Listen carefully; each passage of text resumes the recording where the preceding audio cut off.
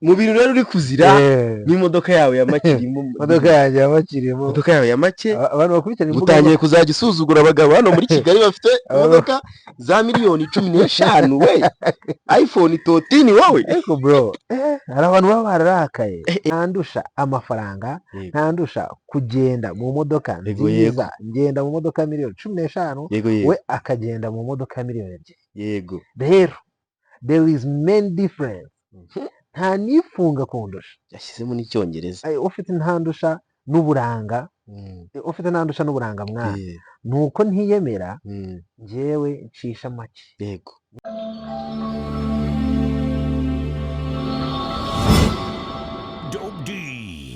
dore application yaciye ibintu mu guhuza abakunzi ku isi hose guhera muri 2022 nta yindi single connect ya muri Apple Store. Injiramo neza cyane, reba hasi kuri search ubundi ukandeho aho ngaho, uzamuka hejuru muri search wandikemo Singles Connect. Aho ngaho numara kwandikamo Singles Connect hangane kuri Apple Store baraza kwita baguha ikintu cyitwa Singles Connect application urangiza downloading, and then kubera ko ukoresha iPhone aho ngaho baraza gusaba gushyiramo Face ID, ukande kabiri ya double click kuri installation ubundi ushyiramo Face ID yaba checking ukwemera ku downloading. Nta mafaranga bisaba, nta n'ikindi kintu bisaba. Reka tushyiremo application yacu. Urabibona neza ko application yanjye irimo kujya muri telefone yanjye.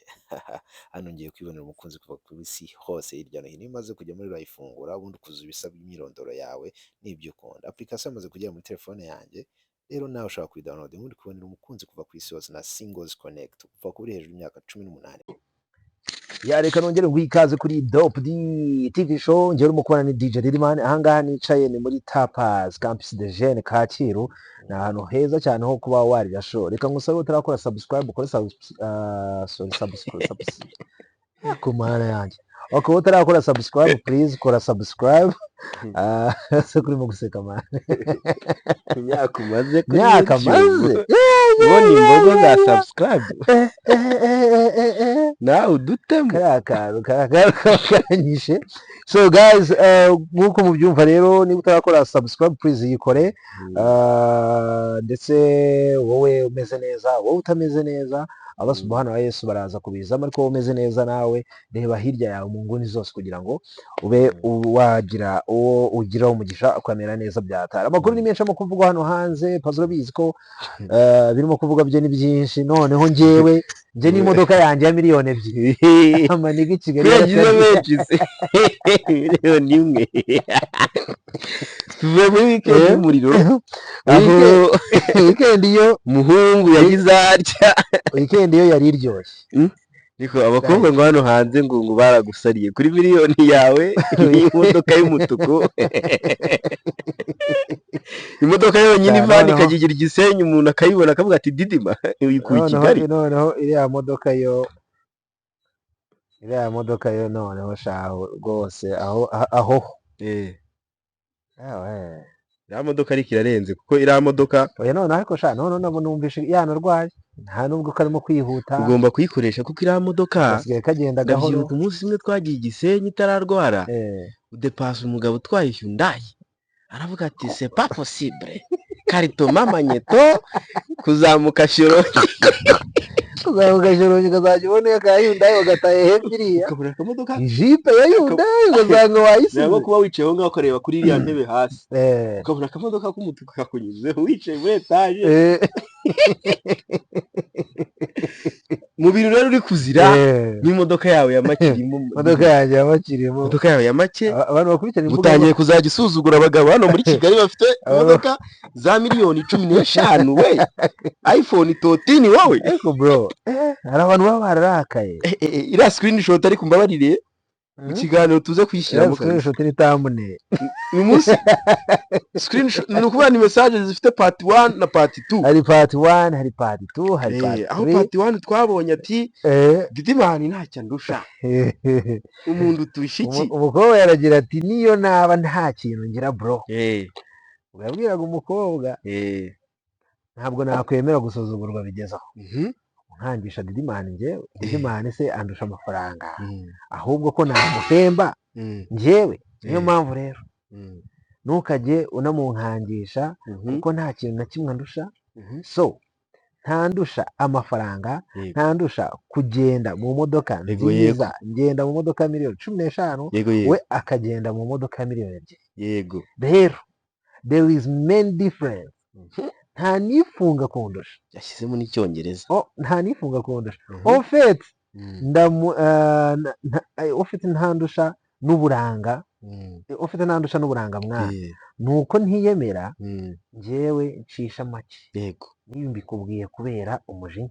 Yayacishije pe. Noneho wicara unabizi ntandusha no kugukunda. Yego. Ikintu andusha cyonyine ni ukunywa inzoga, ikindi ndakiretse, ariko ni umujamanari. mbikubwira narakubujije kurara mu tubari Didimani barakuzi. Inzoga zo muri 155 ngaho Kigali Universe ngo zinywera ubuntu ngumwe inzoga nyinshi narakubujije, dore batangiye kuguserera.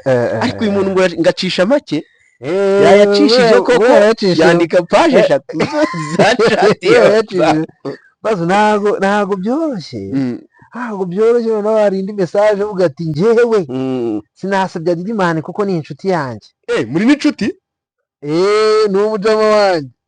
Ati ni inshuti yanjye, ahubwo ibyo nakubwiye byose nari imeze nk'uri kuguha ukuri, ntabwo kwari ukumusebya. Yego.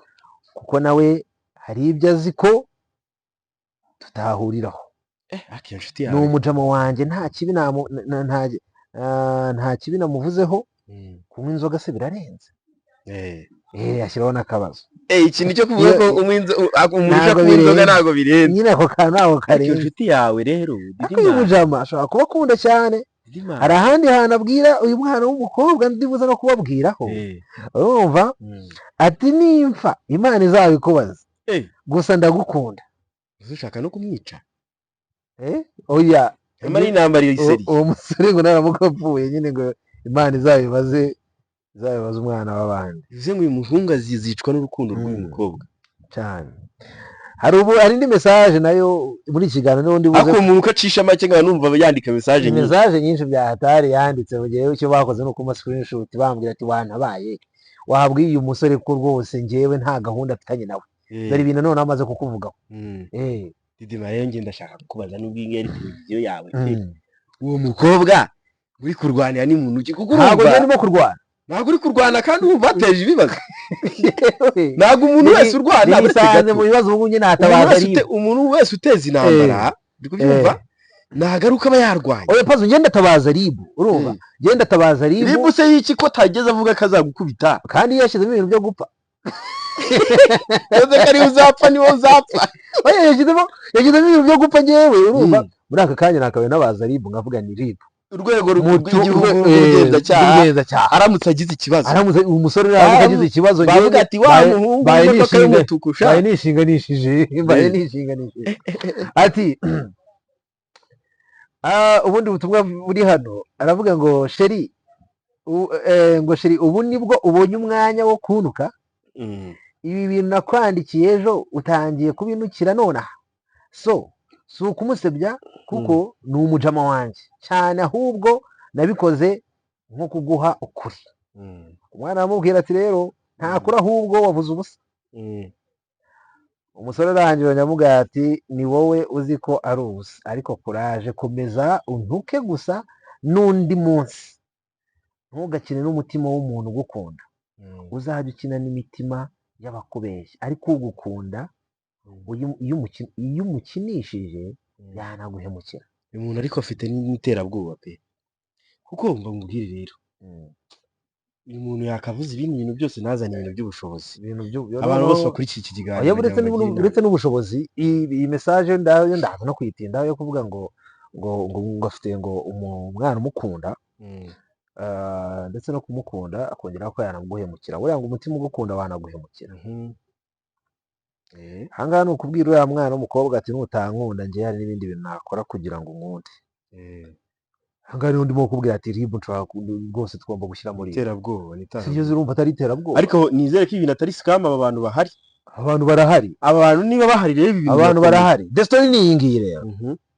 umwana ngwino w'umukobwa rwose buretse gato nihindukize umwana urebe neza w'umukobwa utambeshya urabizi turaziranye umwana w'umukobwa kwa kundi tuba twibereye muri Gen Z twihagarariye inyuma urumva dutera blague amasori n'abandi bajene yego hari umukobwa arahagera just aradusuhuza turahagarara dutera story muri Gen Z urumva tujya kwicara gutya kuri side y'inyuma yego abantu umutipe araza aramubona aramusuhuza umujama wanjye nyine uko abivuga ni jama yawe njye ntabwo ndi kubyizera kuko umuntu ntabwo ashobora kukubwira ngo aya magambo yose ari jama yawe maze kumubona hewana sinzi ashobora kuba yaramukunze of course urumva then ndashaka contact yiwe umwana w'umukobwa nyine gahunda zo gukundana ntabwo zirimo yego arangije umwana w'umukobwa ati Didimani ko mbona wa muniga twahuriye n'aha arimo kumamagara bya atari mbwira ko nkunda njye namwiyamye ntabwo bikunda ngeze naho mubwira ko njye nawe dukundana kugira nyine yumve ko wenda wowe uri umujama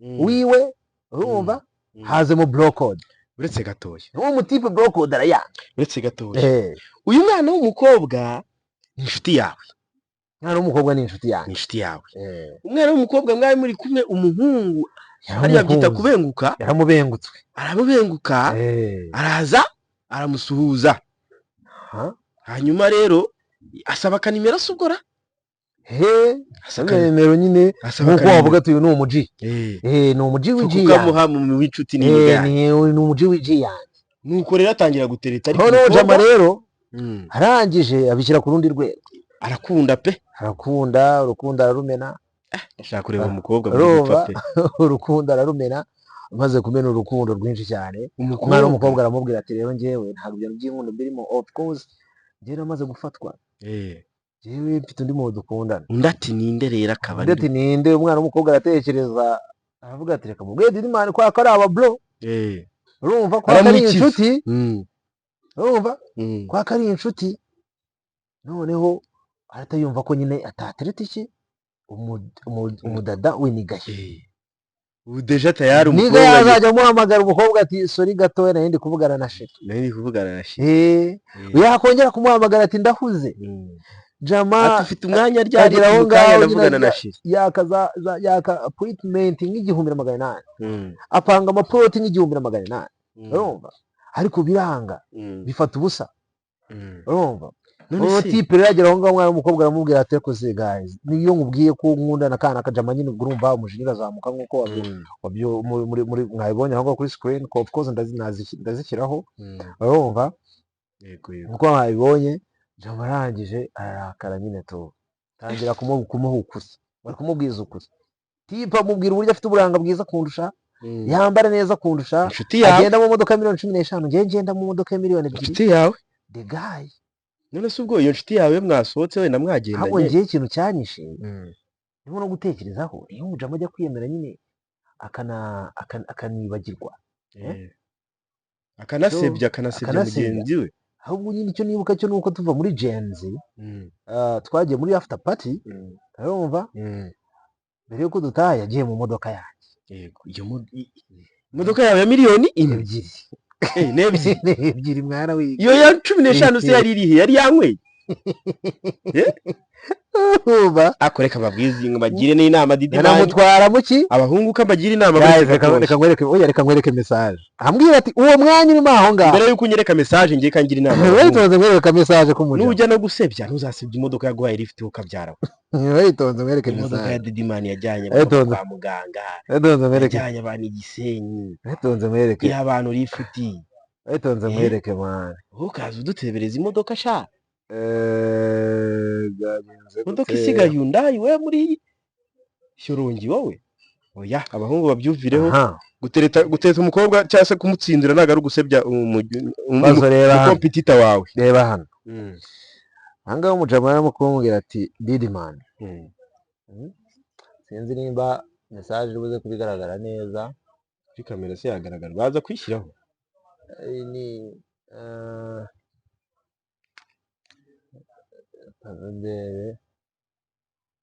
niba iza kubigaragara neza iragaragara neza iragaragara kabisa aho ngaho nsome indende cyangwa oya soma intoya mbwira niba umpa lift bro yo hasi uwo mwanya wasagutse aho ngaho uri empty nze mufate awufate. icyo gihe rero uwo mwanya wari empty niwo wagenzemo, ni naho yaganiriye, twaba tugiye muri after party. Murancanze iyi story iraba ndende, turakora ikiganiro cy'amasaha 2. Umuntu ufite imodoka ya miliyoni 15 ari gusaba lift miliyoni wabona muri iyo modoka nari ndimo sha, dore ko maze iminsi ntwara gusa yari gukwirwamo. Uwo muhungu areshya atafite ibiro bingahe, umuhungu utsapa neza kundusha. Umuhungu ego wenda abantu bazi ko ndi mugufi,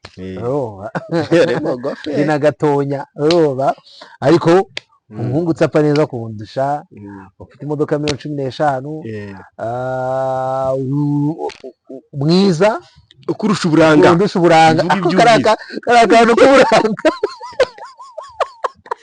Didi bantu uburanga bwawe burakemanga, kariya kantu k'uburanga bro, mbikubwira wibare ku videodesha. kariya kantu k'uburanga ko mu ndangira ahantu bakoresha uburanga Nigeria ndajyayo. Nase ntabwo wabonye ko Marina arabivuze. Marina ameze neza, Nigeria nta kintu badakora. Marina ameze neza, Marina ameze neza, ariko buriya nabirebye mbifuza na cyagiye bavuga ngo yarwaye, ngo yaguye ngo igihumure. biriya bintu ariko ngo babikaze, ngo ari igihe bakubitaho serumu 50 hagira amahirwe ukazirokoka. Rero nimukabona abakobwa bagiye gukora gym ngo bagire ubwiza no miterere myiza, ngo basuzugure kuko baba baravunitse bro, baravunitse. Nigeria no bakorera gym, Nigeria hari gym ya danje, gym ya danje kabisa, gym y'iminsi y'ibishahuro, gym y'iminsi. Okay, oya sinzi nimba ari nacyo nagiye gukora Nigeria, ariko rero nawe byo naje kubona asa neza, ariko neze numva ariko si ukennye cyane. Tujye Nigeria tutangiye dushake detail, kuko ibintu byo gukemanga uranga bwawe ni ikibazo. Mujama bashaka mbere akuye umuntu yakumanura. Kigali turitonda, akoreba Kigali, ariko nanone turashya. Be kuntu Kigali yashyushye, Kigali hari ubushyuhe, Kigali hari ubushyuhe, umuntu akaba ari kurwanira hano hanze abakobwa, noneho kuri scam. Nuko nguko uzajya ugenda usange wanamugani, usanga umuntu runaka muri showbiz turabizi ko abantu benshi bikundanye. Ni urugero nk'ubu couple ya Titi, ukagenda ngugiye kuri Nyambo w'abandi, ngugiye gusara, usaha hari abantu bitaniye, noneho ibyaha birengeye we ni na scam, bari kumwikiza, ariko wa muhungu aho bageze bakwikiza uragenze ngaki. Ntabwo uwo mukobwa dukundana, uwo mukobwa bateretaga si dukundana, urumva. Umujama agiye kwandikira bino bintu, umukobwa yakoresheje icyitwa blockcode ashaka guhagarika umuntu kumutereta. Jama rero kugira ngo iyo blockcode yakire neza, ubwo umukobwa yashatse gukoresha blockcode, ariko abo umukobwa bageze, umuhungu bageze aho bakwiyama nawe. Erega Didima, uno munsi ugiye kwa approaching umukobwa, yari ibintu biri bukunde urabibona, yari ibintu bitari bukunde ubibona pe. Nimukaruhanye, reka nkubwira gusebya abantu, muza guhatiriza urukundo. Ntabwo ruhatirizwa mani, urukundo cyane ko namwe mu busore kenshi muba mumeze gutyo, muza mwashyushye hari ibyo mugamije. Nta muntu ufosinga, nta muntu ufosinga urukundo, ni ibintu biba byoroshye. Njye narahiye ko ntazongera gutereta, kuko naje gusanga gutereta bivuna. Noneho bidafite amafaranga nkanjye hano uravunika cyane, urukundo ruzanshake. Umusange reka mwereka akantu karenze. Uwo musore rero niba afite amafaranga, akantu ikibazo Aisa yibajije kuri post yanjye kuri X, ikibazo Aisa yibajije kuri post yanjye kuri X, urumva nanjye ubwanjye nshobora kukibaza. The guy yavuze ibintu murusha, ariko hari ibyo atavuze. Nanjye ndimo kumva nagenda nkamwegera ahubwo atumusa cya kindi urusha ni iki. Icyo kintu rero ni iki? Kuko urumva agasore yo kari kwirarira, urumva ariko noneho gutambikamo kariya kantu ikindi kintu murusha. None se iyo niga yawe ngenda ashaka kubaza ibibazo kandi utsubize. Didimani, iyo niga yawe ari niga yawe, nubwo wenda muri kigiye muri bato itoroshye. Nta bato, iyo niga yawe iyo modoka arayifite. Aisa yagize gutya ati, Aisa Kiza yagize gutya ati, ubwo nyuma yo kunywa inzoga ikindi umurusha ni iki ko giteye amatsiko? Ukimenya nacyo kitubwire. Icyo kibazo nanjye ndashaka kukibaza nyuma y'inzoga. Uzi ko umusore yavuze ikintu umurusha kimwe, ikindi aragihisha. ikindi yagiye ikindi yanze kukivuga yavuze ngo Ridimaniga yaye gufite amakuru ngo noneho wicara unabizi ntandusha no kugukunda ikintu andusha cyonyine ni ukunywa inzoga yego ikindi ndakiretse ikindi arakiretse icyo kintu ni umujama wanjye ntari icyo kintu nawe nyifitiye amatsiko nanjye mfite amatsiko yo kumenya icyo kintu umukoboyi nakora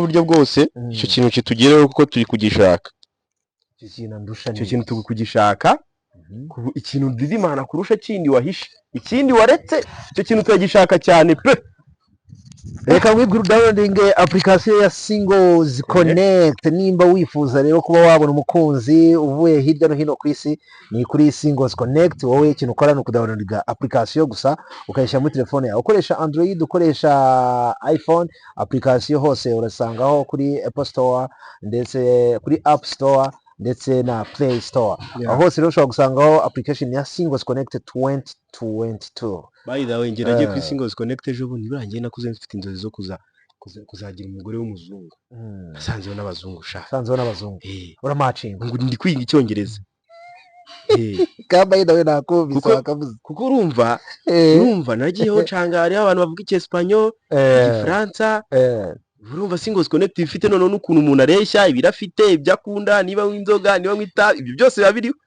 urumva ko nyene byo Singles Connect already narayikoresheje ndabanza ngo bitana n'umuzungu wa mbere nabonye butanga no muri Mexico aravuga no wa Mexico ari kuvuga harya bavuga Spanish bavuga iri kirimira Spanish muri Mexico bavuga Spanish icyespanyo ndavuga ati uyu nguyu ntabwo byazavamo ndavuga ati ngomba gushaka undi uzavuga ururimi mbasha ko nasanze uvuga icyongereza ariko accent yanjye biragorana ubu ndi kwiga icyongereza nagiye mu ishuri nubwo naryo ritaraba amafaranga turyamamarize ariko nagiye mu gashuri ubu bahaye ukwezi kumwe n'abafite imitoma umeze neza cyane muri Singles Connect abakozi b'ubwoko bwose bahari urumva mama muri single nk'abo bahungu bari kurwanira inkundo hano hanze mama muri single mudashobora mutaza ahantu heza ho gushakira abakunzi uyu mukobwa yagwa ku bandi cyangwa se abifitiye uyu mukobwa yagiye kuri Singles Connect nk'uyu mukobwa ushobora gusanga rwose abahungu baramubabaje akaba atakibishaka uyu mujama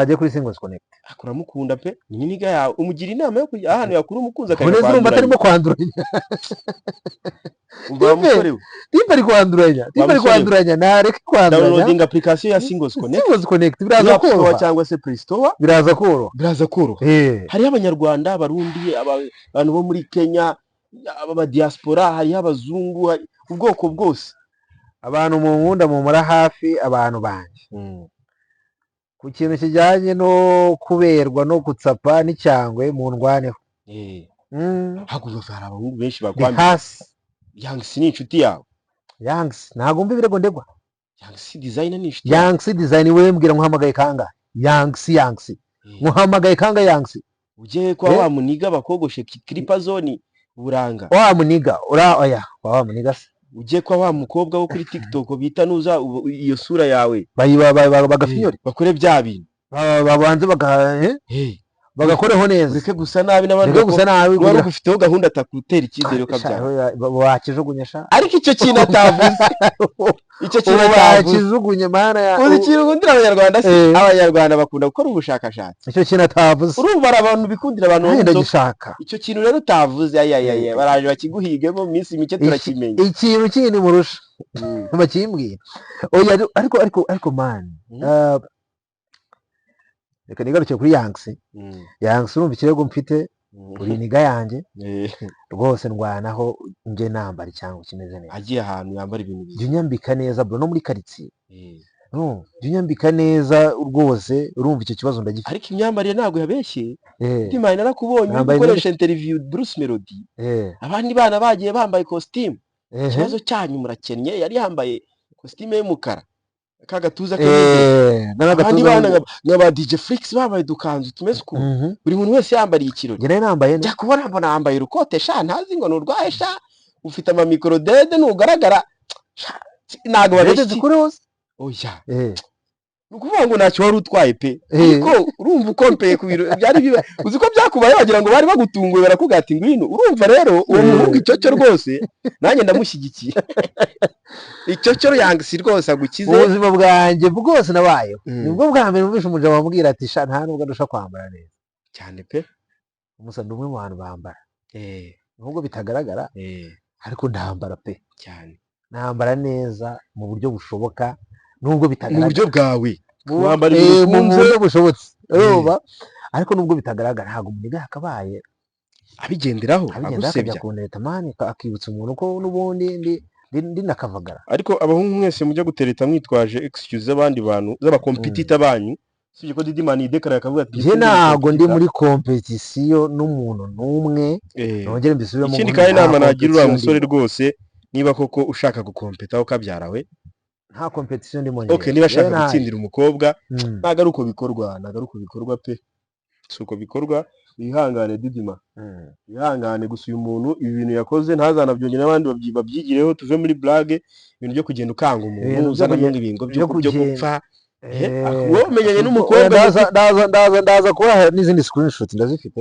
womenyanye n'umukobwa mu byumweru bingahe biri inyuma utangiye gupfa ndaza ngo Imana izakumbaze aka kanya urukundo ngukunda ngo Imana izakumbaze n'impfa urumva ikindi ahateye ubwoba nawe yamubwiye ati buriya ntugakinisha umutima ugukunda kwa kwanaguhemukira ako kantu ko nta kandi kantu rwose ariko ngereka ngwiza ukuri ngiriye waba urinde kabisa waba uri Bruce Melody ngiye gutyo ngeri ntabwo twakundana abakobwa b'i Kigali abakobwa b'abanyarwandakazi barisobanukiwe ntago generation tugezemo ari yo gukangisha umukobwa abakobwa barikorera kanga umukobwa abakobwa barikorera ufite akazi ukamukangisha amamiliyoni imodoka agenda murayizi uri kumuratishaho imodoka miliyoni 15 uyu mukobwa imodoka agenda muji ko yakwimye umwanya yamara kukwima umwanya bitewe nuko azanye ibyo kumutereta umufata umugire nka sister bro urumva buretse no kuba uriya mukobwa yaramubwiye ati njyewe na Didimani tubirimo kugira ngo umujama areke gukomeza kumutereta uriya mukobwa kuri njyewe ni mushiki wanjye kuri njye ni sister kabisa ni kwa kundi tuba turi kumwe ku buryo hagize n'umubangamira byambabaza ntangaha ndi ndababaye kuko yabangamiye kubera ko ibi ni ukubangamira umuntu ugakabya cyane ugakabya ukanarengera ukajya kumuha mu message iterabwoba ngaho njye wamparabitse nta kuntu utagize urumva ariko ntago byagakwiye ku muntu w'umuji cyane pe umuntu w'iniga witwa ko ushobora kugira bro code uriya mukobwa yagucishijemo ijisho bro yagucishijemo ijisho yakubwiye biriya kugira ngo yumve nimba ufite icyitwa bro code muri wowe naho icyo wakoze wowe ni ukujya kunsebya kugira ngo ukomeze utsinde uzi nk'uyu muhungu ndamusengera rero naho njyewe uwo mukobwa duhurira none mu bijyanye n'ibyo ngibyo by'inkondo uzi ngende uri n'umuhungu bakimara kumbwira ati ngende mu rukundo na Didimani buriya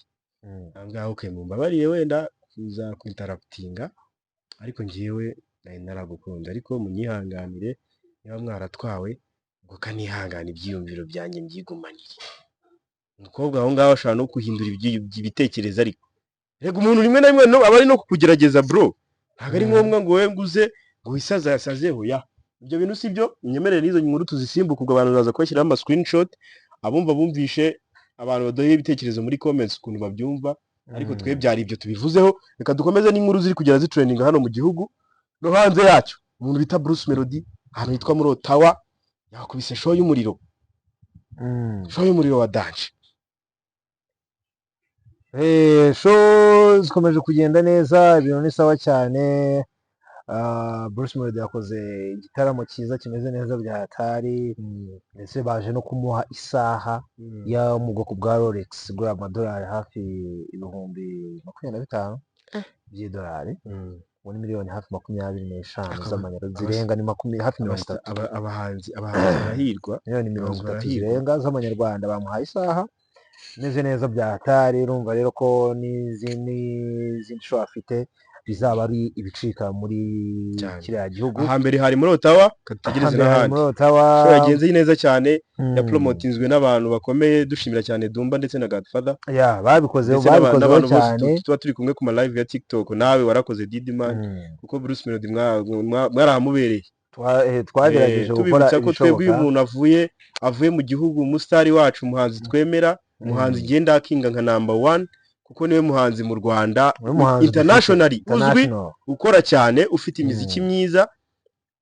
Bruce Melody umugezeho ubundi nuzajya umugeraho mu Rwanda uzajya wumva uvuza u Rwanda nuvuga Bruce Melody wumva u Rwanda kuko bavuga u Rwanda wumva Bruce Melody kubera ko uyu musore uyu mugabo uyu mupapa urumva uyu mupapa ibyo arimo gukora turimo turabirebesha amaso yacu kandi ababihakana nyine sinzi icyo bagenderaho ariko nimba uri umunyarwanda ureba ibintu Bruce Melody akora Bruce Melody ni umuntu utandukanye babijijisha bariya nibo babona banazi indirimbo zabo fize nigeze kubona umuntu avuga ngo sinzi ngo Bruce Melody ngo ntago azajya ku Canada ngo aririmbe. Bruce Melody ku itariki 28 yarari muri Montreal niho yarari ku itariki 5 azaba ari muri Edmonton itariki 12 Ottawa siho yarangije se 12 kandi itariki 28 ari Montreal ariko ino nuze yarahindutse inyuma yarahindutse yahereye muri Ottawa iyi nuze kalenda iyi kalenda bari barashyizeho yarahindutse ahubwo ahantu nimugoroba yakubise ni Ottawa noneho Montreal azajya ku itariki ya mbere z'ukwa 11 yego Toronto tariki 2 z'ukwa 11 ajye muri Vancouver ku itariki 9 z'ukwa 11 yego umuhanzi wacu ari bize umuhanzi wacu arahuze sorry kuba nari nkoresha kalenda wibushize rega ngiye mfite amakuru kuko buriya badumba baba byamaje cyane ku buryo hose ugiye wumva utawo nanjye byari bincanze kalenda yarahindutse kandi Bruce Melody yatanze na excuse kalenda niye nicyatumye ihinduka yabivuzeho cyane dore ko hari n'umujyi bakuyemo yego n'umujyi bakuyemo Bruce Melody rero igitaramo cye cyagenze neza cyari cyitabiriwe nkuko nabibonye yahaye abantu umuziki cyo ntago tuba dufite kugitinda kuko Bruce Melody ni umukozi man ikintu kijyanye na performance ntago ushobora kumukandagiramo ahubwo icyo twamwifuriza n'izindi show kugenda neza abakunzi ba Bruce Melody bo muri Edmonton murebe uburyo mwazareba nk'ahantu hamwe mwatendinga show ziwe niho mujyi wavuyemo abanyarwanda mwese muri iyo ngiyo kabisa niho mujyi wavuyemo so congratulations kuri uyu musaza rero umeze neza byatari ukomeje kuzamura ibendera ry'igihugu neza cyane uwitwa Shadibu yaraye ahawe ikamba rya Miss Beauty y'umukobwa ufite uburanga bukurura abagabo. Shadibu ngiye narinze menye ubwenge ari mwiza none aracyari mwiza ngiye mufitiye na crush ubu nanjye kari agahungu bari gukundana nako ngiye kugakora nk'ibyo bagukoze. Shadibu yatanze isomo ku bakobwa b'i Kigali mwirwa muvuga ngo yamaze gusaza ngo nta kintu agishoboye yaberetse ko akiri igikurankota cyane niyo watwaye ikamba ry'umukobwa ukurura ufite ubwiza bukurura ariko hari ikintu nibaza Didi kubera iki kuvaho namenye showbiz ngiye aho namenye showbiz negativities nyine ziba ari nyinshi zihwihwiswa ubundi bajya bavuga ngo isi idafite intambara nta makuru ifite. Tureke ibintu by'intambara Didi man rero Shadibu niwe mukobwa wa mbere rero uba witonze gatoya ni tuba tuvuze ngo isi idafite intambara nta makuru ifite muri make tubayeho mu byishimo gusa nta makuru yaba ahari. Ntuzarebe na Bibiliya ibamo sitori nyinshi cyane nyine z'inzira y'umusaraba yarakubiswe bamutaye mu rwobo rw'intare intara ntizamurya ko yari yagezemo bamubambya bamucuritse baramutwika urumva na Bibiliya uzayirebe Mose yarirukanse yambutse Abisiraheli inyanja ntabwo biba byoroshye ni amakuru y'igikuba nyine amakuru y'igikuba urumva so rero ku bantu nutuva muri entertainment ngo kubera iki dusanga harimo negative cyane nibwo entertainment iryoha nk'ubu ngubu ntabwo kuba tuvuze Bruce Melody ko yari yatwitse bakamuha Rolex bitwika ariko Bruce Melody bamukubise urushyi iyo ni itiri inkuru yavuye kuri stage umufana ako kantu bukavuga gato niyo cyaba ari igihugu tubona abantu bagushyigikiye bati ati n'urushyi ugashaka akabido umuntu akubita undi abantu bose bakaza niyo mpamvu base gato ja ibintu biba binyobeye ku bintu byinshi niyo mpamvu hari umuntu ngewe ujya uza akicara kuri kamera nkawe gutyo akatubwira tukareba koko tukabyumva ariko yagira gutya yagira kandi kanashyira hanze atari kuri kamera cyangwa se avuga bya bindi dukunda kumva nyine mukanga kubireba ntabwo mwabireba ubu rero ndasobanukiwe twakomeje Shadibu rero yatanze isomo Shadibu congratulations mu gutanga isomo kuri bano bakobwa urumva bari bamaze igihe barakwihaye bavuga yuko ngo washaje ngo nta kintu gishoboye urumva ubu ngubu baberetse ko n'ubundi ubwiza bwawe hari abakibona bakabona ko buri on top. Yego Shadibu ariko ni mwiza. Shadibu ni mwiza cyane yamugirira kurashi pe nubwo ntacyo yamara ariko ni mwiza cyane kandi nzi abantu bagura abafollowers kugira ngo banganye nawe byaranze ariko Shadibu niyo mukobwa wa mbere ukurikirwa mu Rwanda abafollowers barahenda none nagakurikiranwa n'abanyarwanda gusa n'abanyamahanga bari Shadibu yibrandinze neza Shadibu ni umubyeyi w'abana beza babiri beja ko buriya mubane uziko ryasoma ari isomo n'isomo mwabakobwa mwe mutarabyara babatwara ibikombe Shadibu ari kwirira ubuzima bwe yabyaye abana ejo bundi bazaba kw'inka nziza musabiye Imana azaba akiriho azareba ibyo byishimo uri kubyumva wowe uri kuvuga ngo ngo yarashaje saze wenyine sazanye iki yarashaje wowe sazanye iki sha contradishada boy Yago Pondati yamaze kubafungura channel yiwe ya Yago TV show Uganda murabizi ko iyo mu Rwanda Yago TV show Rwanda ubu ngubu rero yamaze kubafungura indi channel ya Yago TV show Uganda izajya ikora mu rurimi rw'Ikigande ndetse n'Icyongereza manager wiwe cyangwa ujya umufasha mu bintu byose yanamutweretse muri launch album yiwe yanavuze yuko Safari Agaba yanavuze yuko na Kenya bari buze gufungura Yago TV show Kenya izakora mu Giswahili sinzi niba ari Burundi naho yavuze ko bazafungura Yago TV show ya Burundi izakora mu Gifaransa n'Ikirundi Safari azi indimi nyinshi cyane iyo introduction yayikoze bafungura Yago TV show yakoze introduction amaze gukora introduction ashyiramo Icyongereza Igifaransa Igiswahili yavuze France mutega amatwi cyane dore ko mba ntakurura nagezeho binsaba gutega amatwi Safari Agaba n'umwirinzi cyane numvise stories ziwe kuri Yago TV show ntagabaho pe ngayo nguko rero nuko byifashe muri entertainment nuko na Yago rero yagize gutya akaba yafunguye Yago TV show mu gihugu cy'Ubugande urumva rero binashimishije cyane Shadibu mu rukundo ndetse akaba yaje no gutwara n'igikombe Shadibu ari mu rukundo umwana muto witwa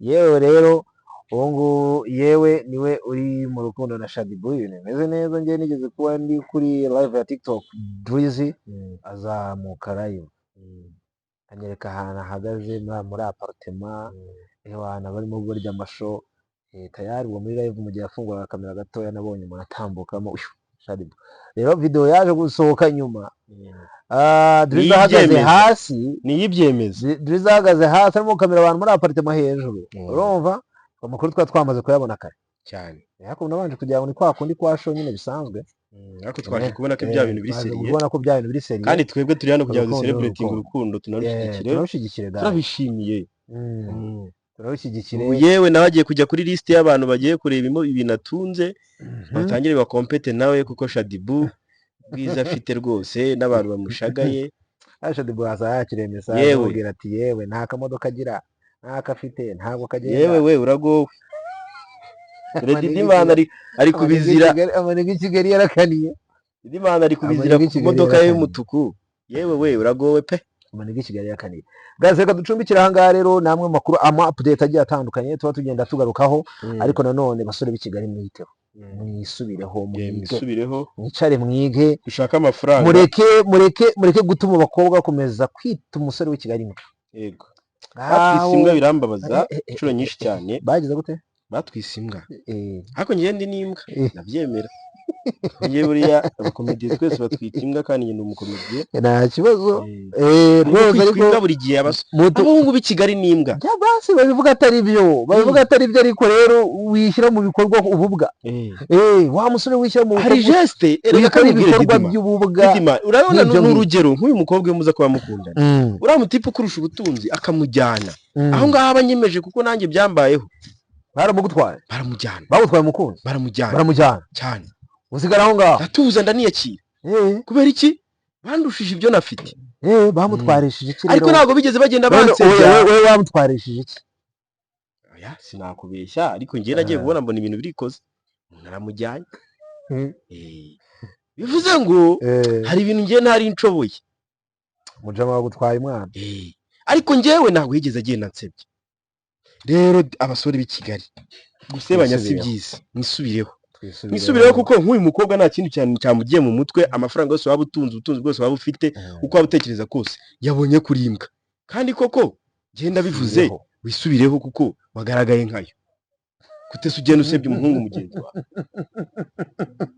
byari ibyo rero biri kujya mu mbere muri Kigali kaducumbikira aha ngaha nakagaruka ibiganiro byacu kureba ibigezweho muri Kigali hirya no hino muri entertainment nyarwanda by'umwihariko ariko tunaha ikaze Bamporiki.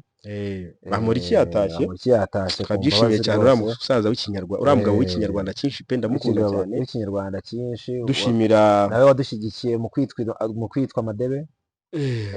Niba mukaduhaye dushimira umukuru wacu mwiza w'igihugu umubyeyi dushimira umubyeyi wacu his excellency president, happy belated birthday. Iyi mpano Bamporiki ayifate nka birthday kabisa. Iyi ni impano ya birthday ya muzehe ariko muzehe nanjye uzandeberemo dore kuko nawe muvukira rimwe ariko zicawe rigasura iki muzehe yarebye nk'imodoka yanjye arimo kunukiraho ntabwo yama akazi niyo nakora amezi 5 ariko nyine gahemba neza ku buryo nahindura imodoka bakareka kugusebya bakareka kumusebya rwose. Didima wifurije ko icyo cyifuzo cyawe bimwe bizagutungura muzehe akakubaza ati nkukorera iki mugani wa Godfather ushoboye gukora iki amakazi ndashaka akazi njye nta akazi akubwira ati wa musore we ngira icyifuzo cyawe icyifuzo cyanjye ni akazi kamemba amafaranga afatika ndeke gusuzugura urakoze cyane.